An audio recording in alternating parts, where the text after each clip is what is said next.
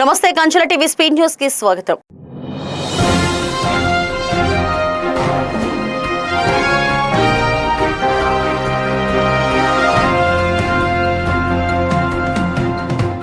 రాజానగరం మండలం జేఎస్ఎల్ కళాశాల ప్రాంగణంలో ఆసుపత్రిలో అగ్ని ప్రమాదాల నివారణ, అత్యవసర పరిస్థితుల్లో రోగులు, వైద్య సిబ్బందిని సురక్షితంగా తరలించే విధానాలపై ప్రత్యేక అవగాహన కార్యక్రమం నిర్వహించారు. ముఖ్య అతిథిగా హాజరైన రాష్ట్ర విపత్తు స్పందన, అగ్నిమాపక సేవల శాఖ డైరెక్టర్ జనరల్ పివి రమణ అగ్ని ప్రమాదాల్లో మంటల కంటే పొగ వల్లే ఎక్కువ మంది ప్రాణాలు కోల్పోతున్నారని తెలిపారు.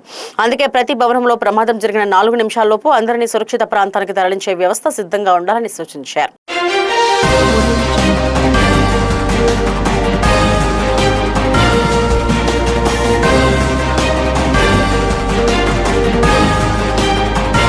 నెల్లూరు జిల్లా కొండాపురం మండలం గొట్టిగుండాల గ్రామంలోని ఎస్సీ కాలనీలో సర్వే నెంబర్ 743/1లో ఇళ్ల స్థలాల 13 ఫ్లాట్స్ మాలలకి, 5 ఫ్లాట్స్ మదిగలకి మంజూరు చేశారు. అక్కడ కొంతమంది ఇళ్ల నిర్మాణం చేపట్టగా మరికొంతమంది ఇల్లు కట్టుకోవడానికి వెళ్లి స్థలాన్ని శుభ్రం చేస్తుండగా అఖి దాసరి ఉమామహేశ్వరరావు ఆయన అన్న వదిన కలిసి మూకుమ్మడిగా దాడి చేయడంతో వివాదం తీవ్ర ఉద్రిక్తతకు దారితీసింది. ఈ ఘటనలో టీడీపీ కార్యకర్తలైన విజయ్, రాజశేఖర్ పై వైసీపీ ప్రత్యర్థులు మారణ ఆయుధాలతో దాడి చేశారని బాధితులు అన్నారు. సమాచారం అందుకున్న పోలీసులు సంఘటనా స్థలానికి చేరుకుని పరిస్థితిని అదుపులోకి తీసుకొచ్చారు.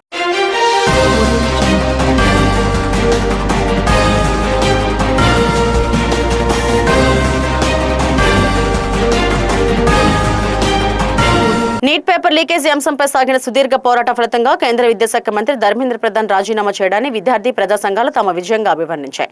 ఢిల్లీ నుంచి గల్లీ వరకు విద్యార్థులు, యువజన సంఘాలు ప్రజాస్వామ్య శక్తులు నిర్వహించిన నిరంతర పోరాటాల ఫలితంగానే ఈ పరిణామం చోటు చేసుకుందని వ్యాఖ్యానించారు. ఎంతటి అధికార అహంకారమైనా ప్రజా ఉద్యమాల ముందు తలవంచక తప్పదని ఈ సంఘటన మరోసారి నిరూపించిందని స్పష్టం చేశారు.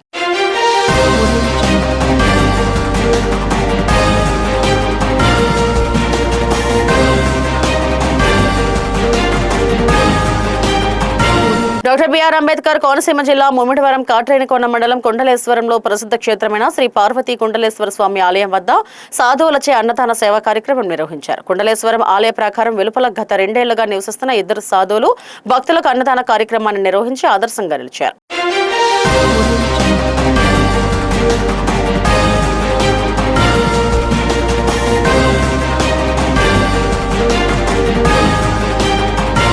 రాష్ట్ర ప్రభుత్వం చేపడుతున్న మాదక ద్రవ్యాల నిరోధక అవగాహన కార్యక్రమానికి మద్దతుగా ఈ రోజు ఈగల్ 1972 ప్లకార్డ్స్ ను అనపర్తి ఎమ్మెల్యే నల్లమిల్లి రామకృష్ణారెడ్డి ఆవిష్కరించారు. కార్యక్రమంలో ఎమ్మెల్యే మాట్లాడుతూ ఈగల్ 92 హెల్ప్ లైన్ ద్వారా మాదక ద్రవ్యాల సమాచారం ఇవ్వండి, యువత భవిష్యత్తును కాపాడడంలో ప్రతి వ్యక్తి భాగస్వామ్యం కావాలని పిలుపునిచ్చారు.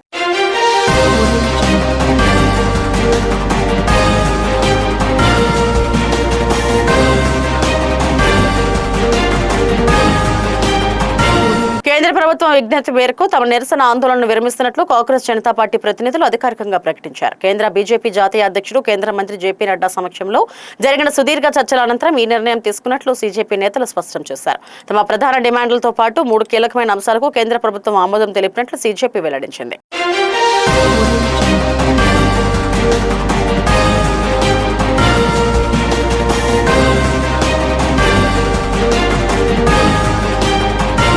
డాక్టర్ బిఆర్ అంబేద్కర్ కోనసీమ జిల్లా ఆత్రేయపురం మండలం కోనసీమ తిరుమల వాడపల్లి శ్రీ వెంకటేశ్వర స్వామివారి ఆలయంలో తొలి ఏకాదశి పర్వదినాన్ని పురస్కరించుకుని శనివారం సాయంత్రం శ్రీ స్వామివారి గరుడ వాహనంపై మాడవీధుల్లో భక్తులకు దర్శనమిచ్చారు.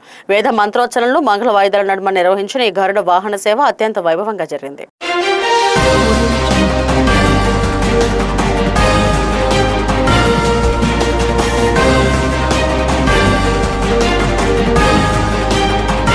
తమిళనాడులోని తిరువన్నమలై అరుణాచలేశ్వర స్వామి ఆలయంలో విషాద ఘటన చోటు చేసుకుంది. మోక్ష మార్గంగా భావించే ఇడుక్కు పిల్లయార్ గుహలో ఇరుక్కుపోయిన ఆంధ్రప్రదేశ్ కు చెందిన భక్తుడు ఊపిరాడక మృతి చెందారు. ఈ ఘటనతో ఆలయ పరిసరాల్లో విషాద ఛాయలు అలముకున్నాయి. ఆంధ్రప్రదేశ్ కు చెందిన 36 ఏళ్ల మణికుమార్ కుటుంబ సభ్యులతో కలిసి అరుణాచలేశ్వర స్వామిని దర్శించుకున్న అనంతరం గిరి ప్రదక్షిణలో పాల్గొన్నారు.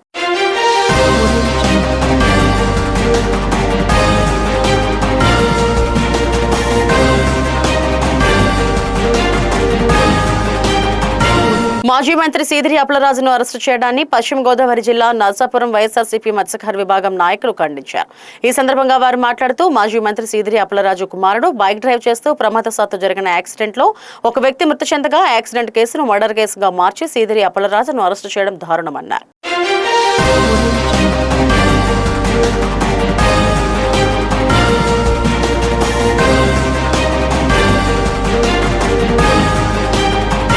పార్దీపురం మన్యం జిల్లాలోని గుమ్మలక్ష్మీపురం కురుపా మండలంలో పోలీసులకు దొంగలు సవాల్ విసురుతున్నారు. గుమ్మలక్ష్మీపురంలో పట్టపగలే 4 ఇళ్లలో చొరబడి చోరీకి పాల్పడిన కేటుగాళ్లు మొండెంకల్లు గ్రామంలో సీసీటీవీ వైర్లు కట్ చేసి ఇంట్లోకి చొరబడి చోరీకి పాల్పడ్డారు.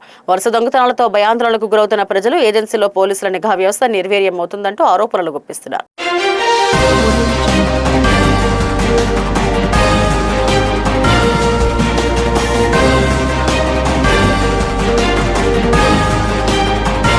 ఇవి ఇప్పటివరకు నా స్పీడ్ న్యూస్ అప్డేట్. నమస్తే.